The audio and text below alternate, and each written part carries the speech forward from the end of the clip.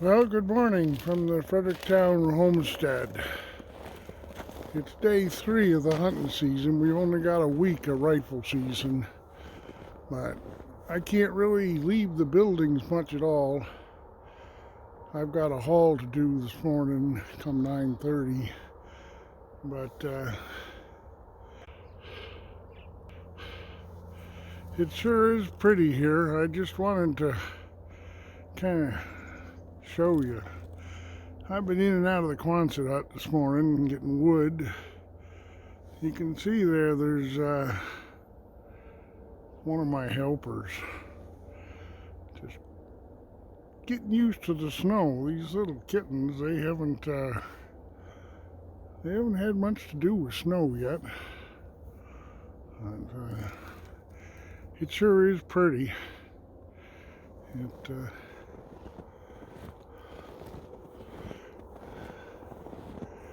We didn't get a whole lot, but we got some. Enough to cover the ground.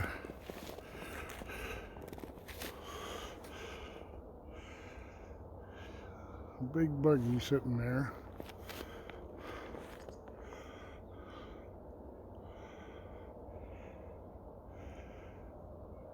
I had enough wood to get through the night last night. Only thing is, I fell asleep at 10 o'clock after I finally put the cats out. The cats are keeping me awake. And so I fell asleep at 10 o'clock and I didn't wake up till 4. Well, boy, I just had a couple of embers left in that stove. It took forever for it to get going again. I had plenty of wood, but I just slept too long. I got another quilt from when I moved my stuff over yesterday, and that quilt kept me plenty warm. And I just slept too long.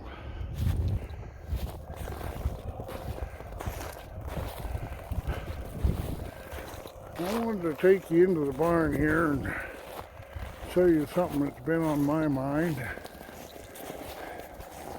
Now our septic system comes off where that addition, right where the old house, 2 feet in on the old house, our wastewater line comes out of the house. And it goes into a tank, and we don't have a working septic system, so we gotta do something. And I suggest to the landlord that I rent a machine and make him a septic system right out here in this area. And his suggestion was, let me show you. I'm going into the barn here.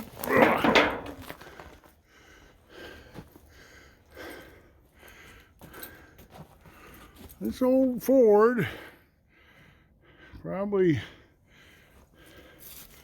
close to as old as I am, maybe not quite that old, but he says, well, we got a Ford out there in the barn with a hoe on it. Why don't you just make that go? Well, I'm not a mechanic, but I can look at this thing and tell you it needs a mechanic. That tire might need a little assistance, and his idea is to get this old hoe going. It does have a scoop on the front and a hoe on the back.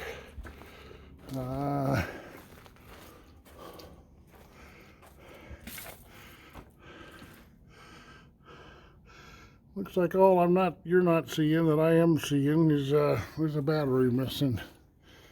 It's a 2-seater. You don't rotate the seats. It's got the standard 4-stick design. Hey, if I could find a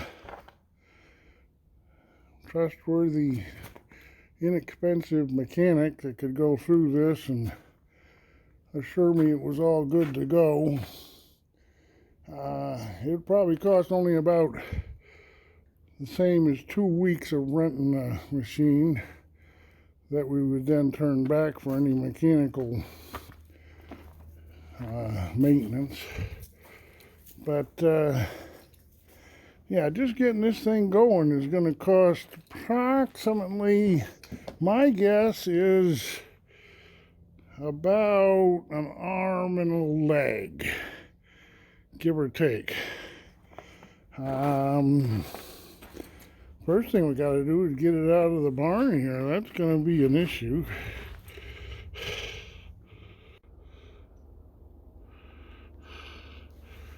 What do you think, little kitty? Well, that tractor would come out of this door right here on the barn, on the end of the barn, come out this way.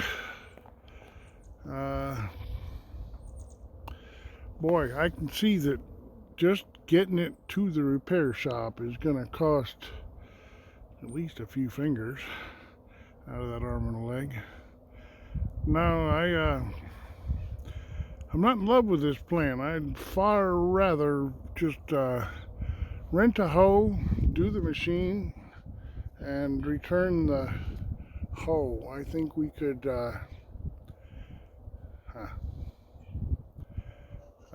do the job cheaper. Of course, if we do ever get this Ford up and going, we would have a running machine, two-wheel drive, stock, but we'd have it. It's got a hole in the back. When it gets stuck, we could get ourselves out. You can tell I'm a little reluctant. Well, let me show you this here. We just got 3 out of 6 bundles of 20-inch 5/8. This was cut for an order. This is all exactly 5/8. It's all exactly 20 inches. It's all good. They've thrown out anything that didn't make grade. This was cut for an order, and the guy, he cut a whole tractor trailer load of it. And the guy backed out after he had it sawed. So I was able to get it from the mill for, this is 3 bundles, so that's $30, and I bought 6 bundles. So this is, well, it's not quite half of it, because I've been hauling it into the house here. You can see my wheelbarrow tracks. I guess I've taken in 3 wheelbarrow loads. And my plan is to put all that inside here. Big job, but to put it inside here and run it through this baby here, plane it all, and boy, it should go quick. It's all 5/8. It should go real quick. All the same thickness, all the same length, and we just run it and pile it and run it and pile it, and but it can't have snow over it and be all wet. I do have help here in the form of my 2 helpers. They're out exploring this morning. But yeah,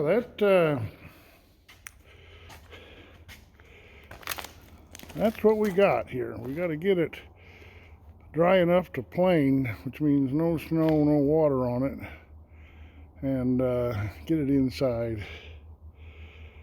Ooh, that's a big job, but it's got to be done. Lots of big jobs here on the Fredericktown Homestead. Lots of things going on. On the homemade flooring that we were doing here, this right here, I talked to one of my woodworkers, told him what we were going to do, actually showed him, an Amish man, and he knows his woods. And he says, well, this isn't dry.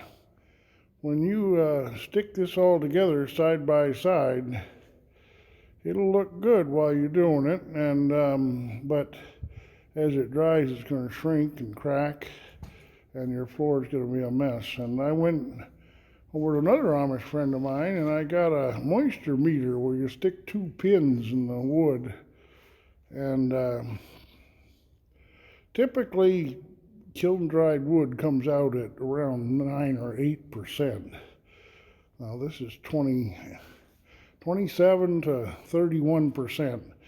Even though it's a year old, been sitting inside for a year, it's still up in the high 20s. I tested some of this here, this pile, thinking it was the driest, and I came out with 27. And I tested the stuff we've already milled, already planed, and came out even higher. So I'm thinking Snap-on floor for the floors. For $1.25, we can buy wood. We can buy Snap-on floor. We can have it done almost instantly. I've seen it on YouTube where they do it in an evening. We've got the 2 bedrooms, the main room, and then the room with the stove in it. I'm thinking we could have that knocked out in very little time indeed. I'd get one of my Amish young boys here to help out with all the kneeling work. But as far as making our own floor, it's a great idea. I loved the idea. I loved the dream of it. But the reality of it is we'd have to get more wood than what we got here by about we've got almost enough for 1 room here, but it's all different thicknesses, you see. And we'd have to get it up to the kiln and pay to have it kiln dried, and then get it back here, and then get it planed, and one biggie is finishing it. This is not finished. The Snap-on is all finished. When you click it together on the floor, it's all finished. But this would cost, I estimate from what our recent Home Depot trip, we paid $100 for a $5-gallon pail of paint. And the lacquer or varnish to go on these, we need 3 coats with a vigorous sanding in between. I'm thinking it'd be almost $100 a room, maybe a little bit less than that, but it's going to be the price of Snap-on flooring just to finish it. And we're dealing with green wood that hasn't been dried properly, and it would all split and crack, and we'd have a mess here when it dried out. So we're not going to do, I don't think we're going to do the homemade hardwood flooring that we dreamed of. After talking to my wood friends, we'll still use all this. We've got other things we can do. We've got all the free wood. We've got actually more than this up at the mill. I still got to pick up. I'm waiting for Roger and Sandra to get back from Kentucky, but when they get back, we'll pick up more of this wood, and we will plane it, and we will make it pretty. And I'm well on my way to making this edger a reality, making this shaper into a joiner. I've got leads on several different blades, but the one I'm most interested in for what I'm doing right now is the straight blade to make it just a joiner.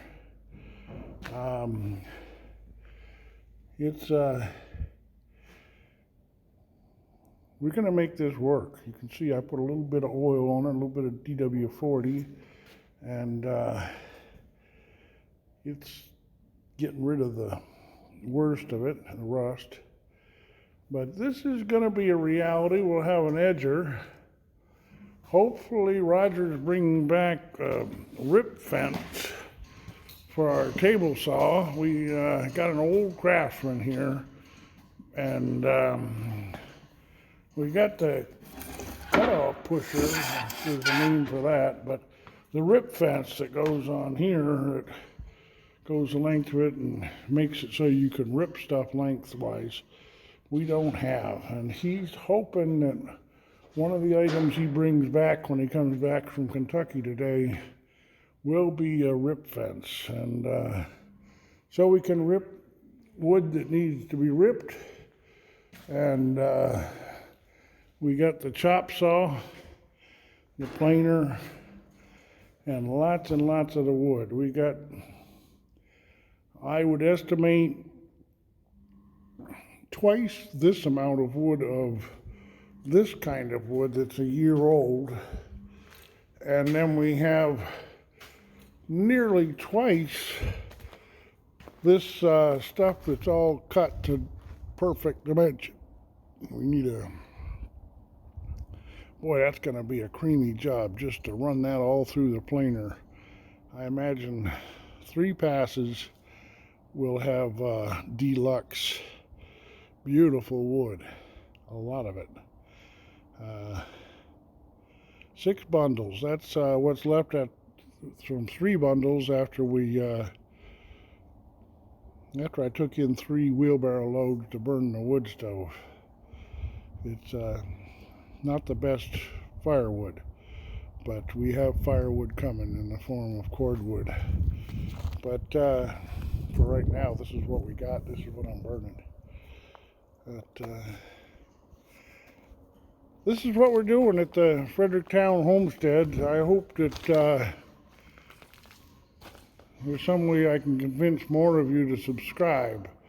I'm not quite at 100 yet. I'm hoping for 1,000 or better, but we need subscribers. If you could please subscribe. Of course, it helps whenever you like a video.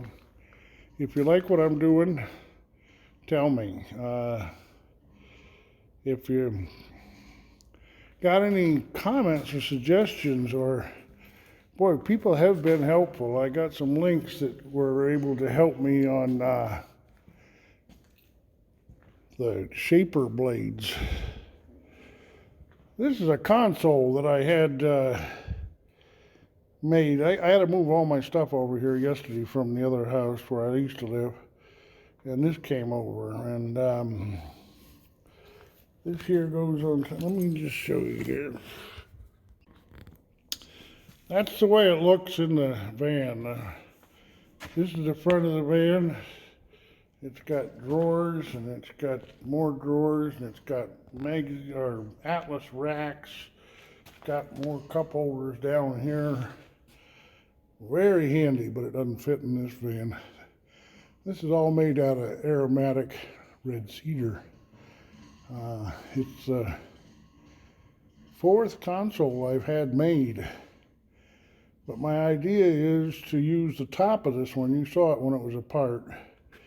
Make a different box. The part that doesn't fit is the bottom box.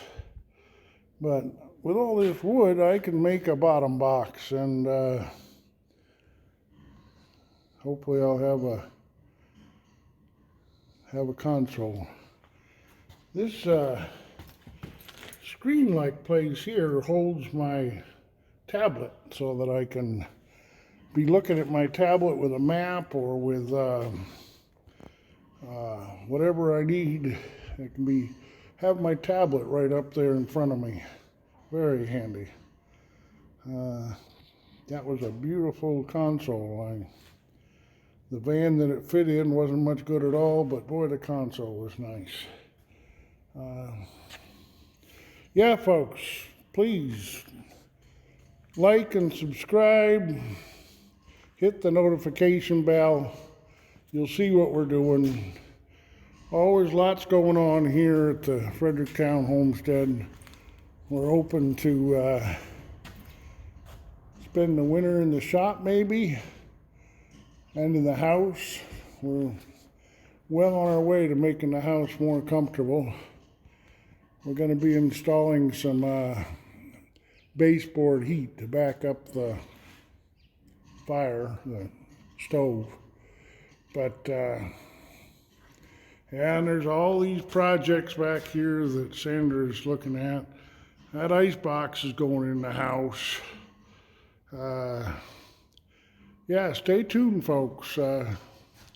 Hit the subscribe button so you see when we do a post. And this is JB Brown, and this one here is the cat. And we wish you God bless, and hope you're having as beautiful a day as what we got here in Fredericktown, New Hampshire, Ohio. I'm from New Hampshire. I often stumble and think I'm still in New Hampshire, but we're in Ohio, Fredericktown, Ohio. Thanks for watching. God bless.